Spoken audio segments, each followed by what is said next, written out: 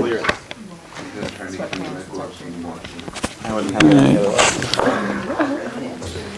All right, we're moving down the line here to the end of the semester. And let me just check in a couple things. We're going to spend time today on this critical theory of communication in organizations with Stanley Dietz. And then we're going to spend time, again, working on your projects, trying to think about how theories make connection to communication problems. And I'm going to give you just some thoughts about how adaptive structuration and coordinated management of meaning can be used to do that. And then we'll work with some other theories that you're thinking of using. Are you telling us like which group is going up one? Yeah, I will. I looked at the schedule, and I can push those a week further. I'm not sure that that will help you or not. Just gives you another week to postpone it if you're not on it. But so I can postpone those presentations till December. Instead of 2 weeks from today, we can be 3 weeks from today. Well, everyone goes, like, people go, each group goes a different day? Or? There are 2 days. There are 2 days when we're going to see the groups present. So I think I'm going to do that to give people a little breathing space, because I've been here, you know, people are giving feedback. We're working on it, but we're a little behind. So that's okay. Some of you are catching up on your reflections, which is good. So you might want to do that, because that factors into the final grade, you know, for a good portion of your grade. And so even if you come away with, you know, average grades on that, it's better than having no grades on that. So, and if you want to really spend time on them, you can really boost yourself up. And that kind of reflects very positively on what, you know, if your grade is on the edge, and I see that you worked hard on your reflections, then I boosted up there. So think about that and spend more time on the reflections. I will ask you on the final, right? On the final, we'll go over the final. You'll have a very good idea what's going to be on it. But I will ask you on the final what percentage of the reading you completed. So you'll want to make sure you catch up on that also. So just a little heads up. What do you mean by percentage of the reading you completed? So you've had reading assigned every week in Griffin's book. So I want you to estimate the amount of that you did. Oh, we're supposed to do all of it. Well, you're supposed to do all of it, right? But people don't. So, and I have people write down that they did 30% of it or 20%. So. What about the other papers you talk about in the syllabus? You talk about a paper involving 2 journal articles? Yeah, 2 journal articles, and that'll be due the last class day. Okay. I want to get that, so that'll be December 11th. That's the last class day? Yep. And then our final is the 14th, which is not the next week, which is, I think, a Friday. Yeah, it's a Friday. So our final is on a Friday. And, you know, the final will be some questions about putting, you know, some matching questions, matching people with theories, you know, who was about this or that, matching some ideas with theories. And then there'll be a question asking you to apply some theory to some situation. So, Is there going to be a study sheet? yeah, you will not be surprised at anything. Yeah, you will not be surprised at anything that appears on the final. So, so that's where we're going. So we really only have this week and next week where we're doing theories. We're doing critical theory of organizational communication today. We're doing 2 media theories next time, cultivation theory and agenda setting theory. And then I'll do some review. We'll still work on any last minute stuff you need for your projects. Then we'll do 2 weeks of review for the final and student projects. And then we'll do the final. So that's where we're at. So the finals are going to I'll be stay like with it. December 4th and 11th December 4th, I didn't write down the time, so. for the presentation? In fact, I'm showing 1 to 3. She's talking about like the I'm sorry. three left. Last 2 classes are December 4th and December 11th. Right?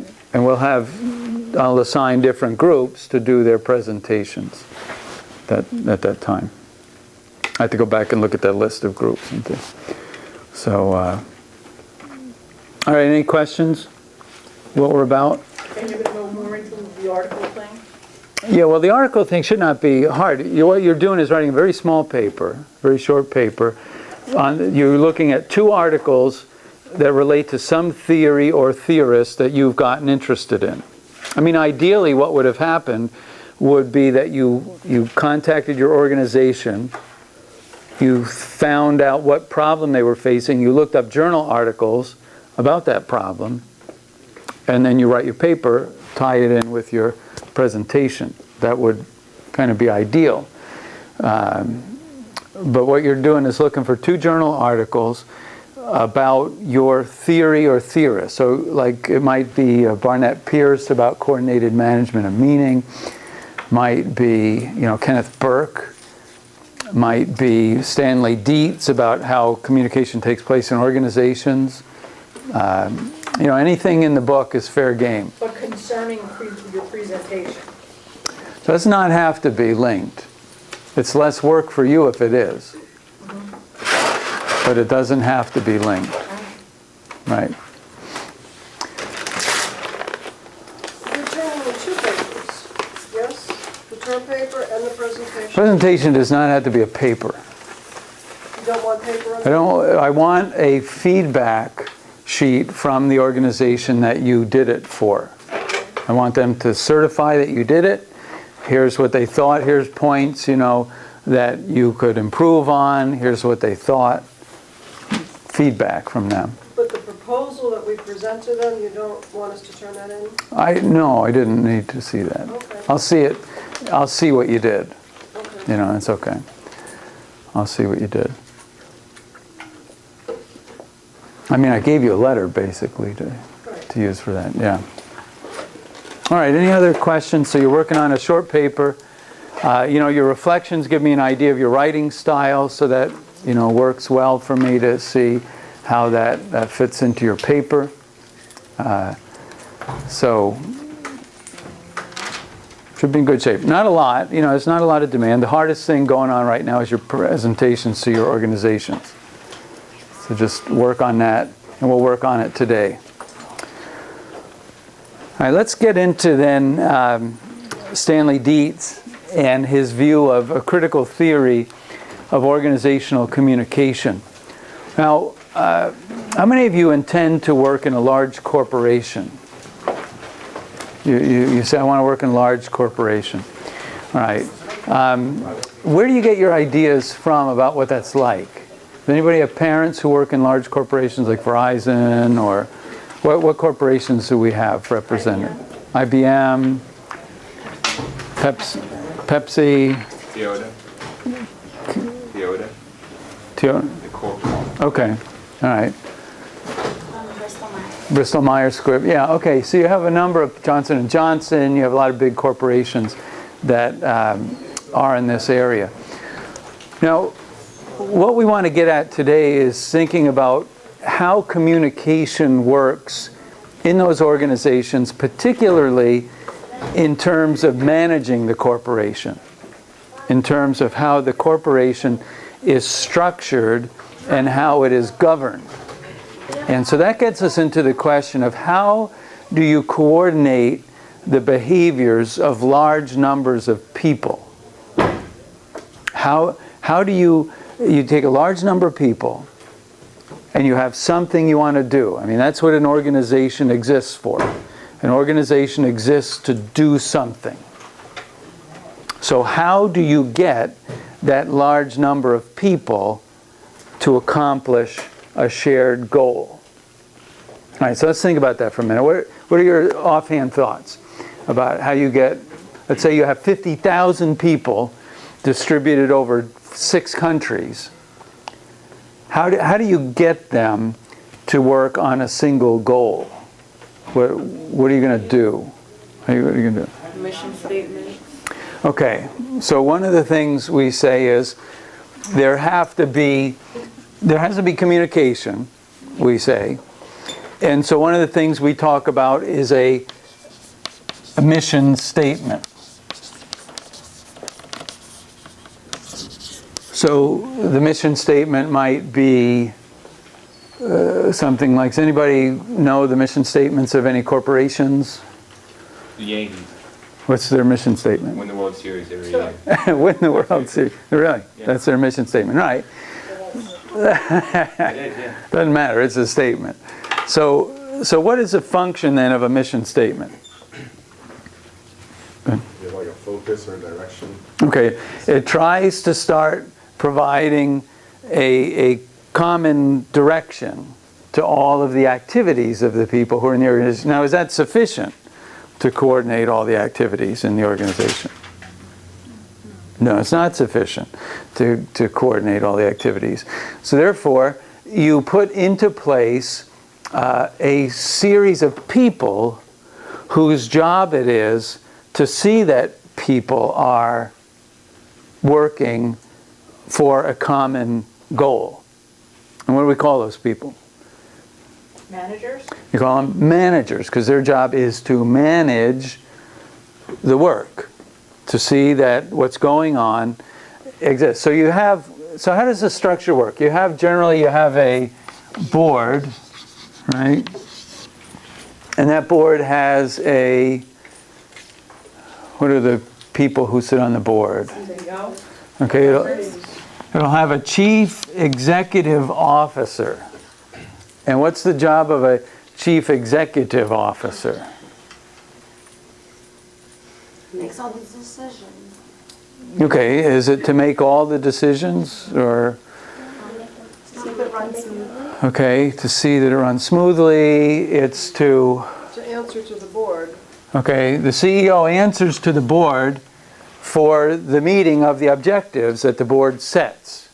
So a board will set objectives, and the CEO's job is to deploy the resources and the personnel of the organization to realize those goals.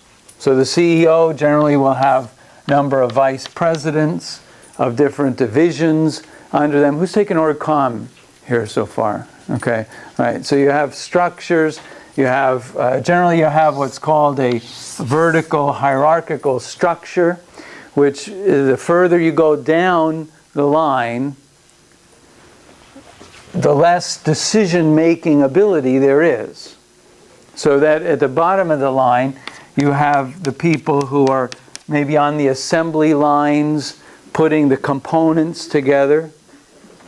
Okay, and these people don't sit at the board meetings, and they probably don't sit at any decision-making meetings.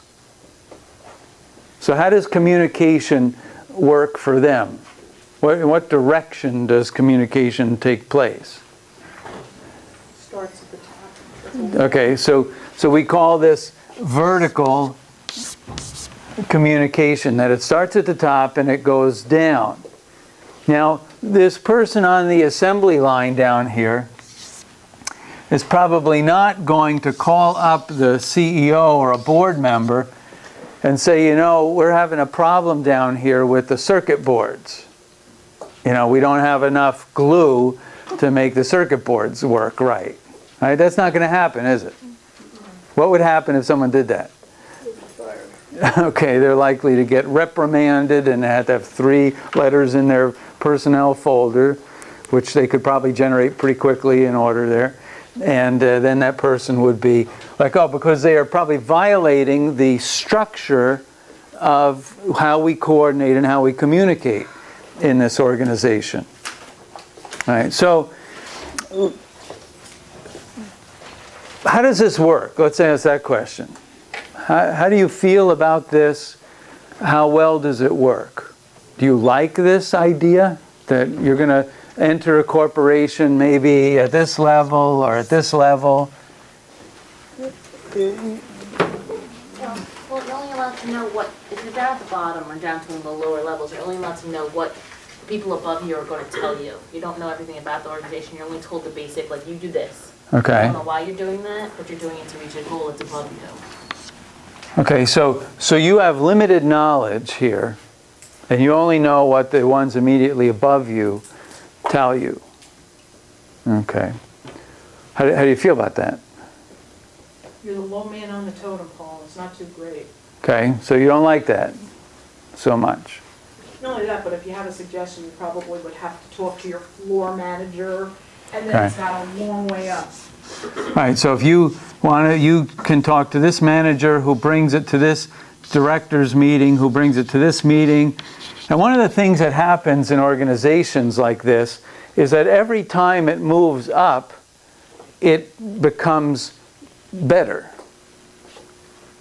So this person down here says, our tires are exploding and cars are rolling over and people are dying. So they tell the next person up the line, who then goes to the next meeting and says, we have some reports that there are problems with our product. We're looking into it. It goes up to the next level and they say, things are mostly working fine. There are some problems. They're working on them. And by the time it gets to the chair, it gets to the board, the report is, we're on target, everything's going along fine. Now that's an actual story, right? From, does anybody remember that case? Yeah, the Ford tires and so what happened was the information came into the organization, but as it moved its way through the communication network, it became distorted. And so it left the board living in a bubble of not having the right information that they needed to make their decisions. So sometimes you will hear this in boards will say to people, bring me bad news. I don't want good news. Bring me bad news. The problem is that a lot of people who have heard that and brought bad news find out that they end up being penalized somehow in the organization for bringing bad news, unless the company is really strong. There are some companies that reward people who bring bad news to them and who work. And sometimes they put in hotlines, anonymous hotlines, where you can call in with things. So companies try to structure their organizational communication to avoid some of these problems that exist. Okay, so let's think about this for a minute in terms of politics or governing people. What are the different ways that governments work? What are the different ways you can govern a large body of people? Okay, so you can have a democracy. What other choices do you have? Let's say you're going to make a country from scratch. You know, this is a reality TV show set down in, where was that, down in Texas? New Mexico. New Mexico. The kids. You're going to put 45 kids together and say, create a government. Need a president. Okay, so you would say, all right, well, this involves a democracy, involves maybe a president. Are there other options for governing? Tyrant. What's that? Tyrant. A tyrant. Okay, that's an option. Okay.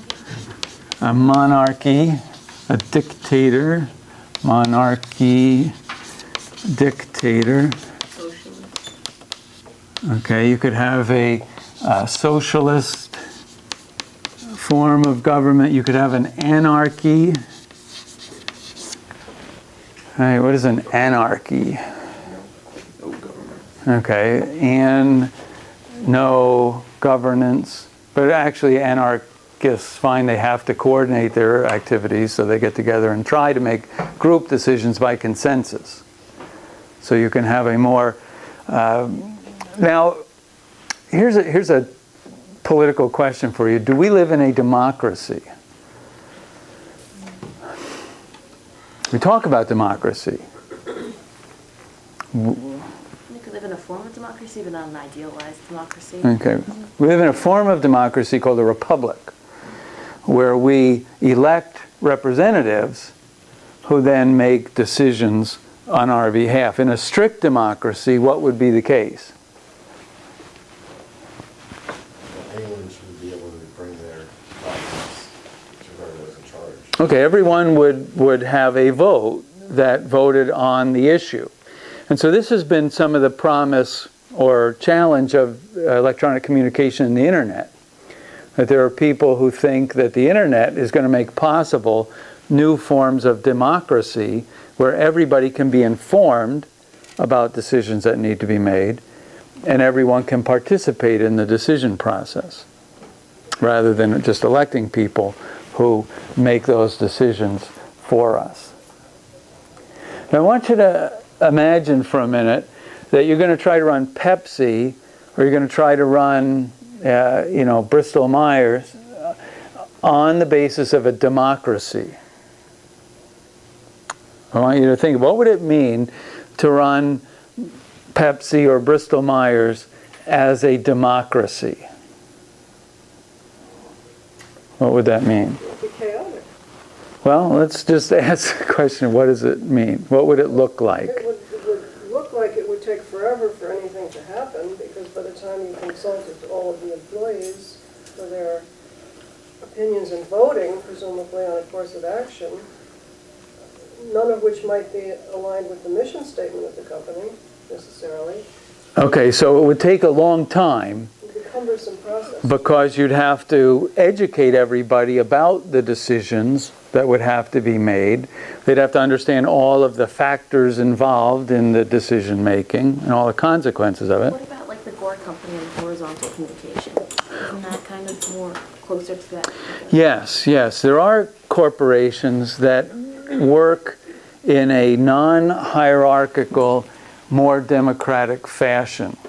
Right. And what Ashley's referring to is the Gore, what the initials are, AW or WL Gore company. They make the fabric that's got the nylon on it, Gore-Tex, and they make a lot of different things. Their corporate mission statement is make money and have fun. And so the CEO or people, the managers that existed there would walk around to the offices of all the associates and say, did you make money today or did you have fun today? And this has been a highly successful corporation. They found all different ways to use this nylon fabric in many different applications, like heart stents and clothes and all kinds of things that they do. But they have found, the A.W. Gore company has found that this doesn't work beyond 150 people. That if you have an organization or a group that's larger than 150 people, this doesn't work, where you have what's called a lattice structure. So instead of having this vertical pyramid structure, you have what's called a lattice structure, or sometimes it's called a network or a swarming structure, where everybody can talk to anybody else at any time about anything. When you take org comm, you'll go over this. And the benefit of this is that you don't get vertical distortion.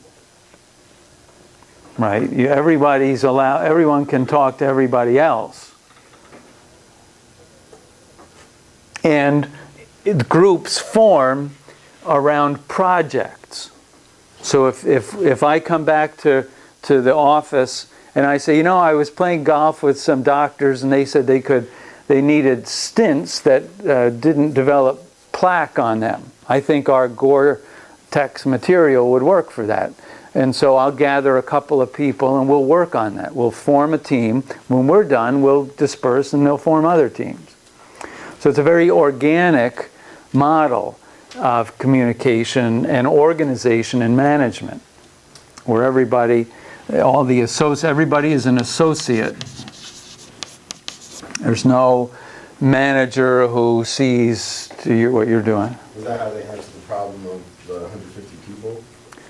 By having teams and reorganizing them for Well, what they do is they only put 150 people in one plant. So like in Phoenix, they have 8 plants, but every plant only has 150 people in it. So, and around the country, they structure their plants at 150. So, right, so that's how they manage this. Now, Pepsi or Bristol Myers or some of the multinational corporations, they can't divide their 60,000 employees into groups of 150 and let them just go do whatever they want to do. They got to coordinate this stuff. So they have a huge organizational communication problem. All right, now let's go back to this thought about, could we run a large corporation, 40,000, even 1,000 people, 40,000 people, as a democracy? And so Prue says, well, no, it would be cumbersome. Can you see any other problems with it? Or we'll try to talk about the advantages of it too. What would be the other problems with running multinational corporation as a democracy?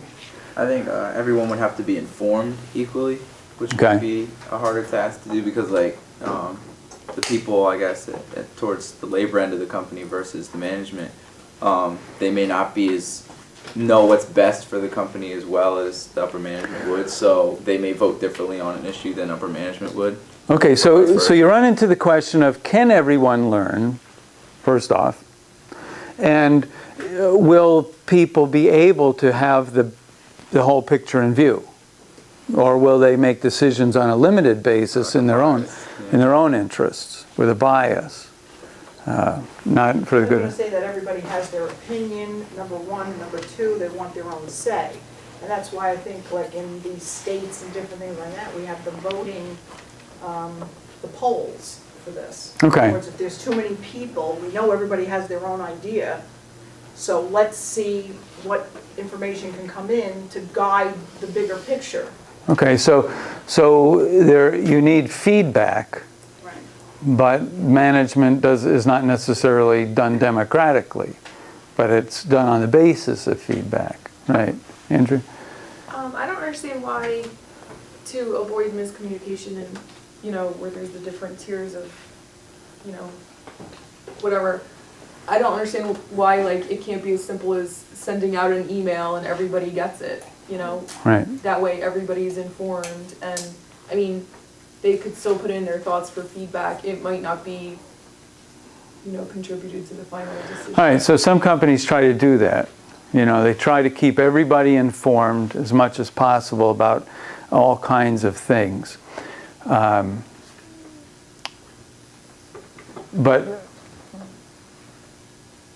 So what's the advantage of that? Well, I'm saying that, where for the Firestone, Right. for example, I don't think it was miscommunication. I think it was lack of communication because the workers didn't even know. Okay, so if this line manager could send out a company-wide email saying, we've got reports that our tires are blowing up and people are dying out on the roads. Can anyone see any problem with that? They're going to send to panic all the people that have Okay. tires. So, right, so panic. Has anyone here, well, I shouldn't ask this question this way, but if you've ever dealt with the legal system and with courts, you get very edgy about what is written down and what is documented in different places. Because anything can become evidence against you.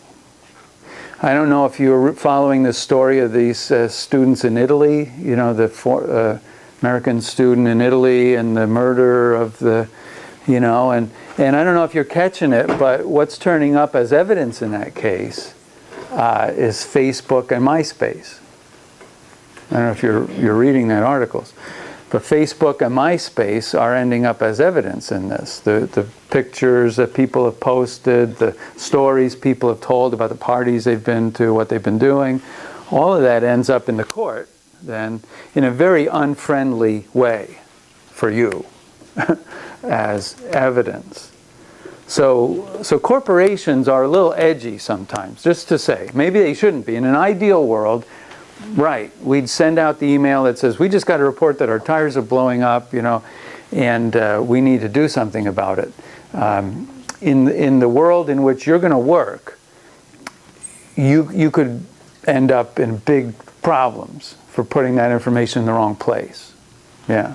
I was just thinking, when you had asked what other problems there would be if it was a multinational corporation, you have cultural differences. If you've got plants all over the world, cultural differences that would affect management style, how the employees respond, and if you can't keep eyes on all of that, it could become totally out of control. Yeah. It's democratic. Yeah, so to get everybody